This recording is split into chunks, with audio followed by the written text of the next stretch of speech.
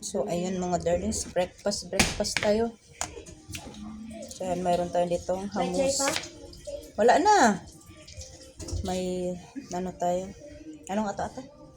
Saan? Ito? Radish. Ano nga to? Ano?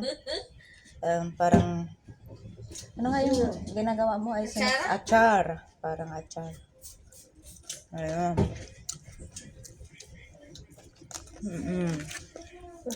May talong tayo, may zara, may patat. So, syempre, ayun, may kubos tayo. So, ayan, ginawa namin shawarma. Ano nga yan eh? Itong talong, ayun, pwede na yan iulam sana. Pero, ayan, ginawa namin shawarma. Nag-vlog ka pala.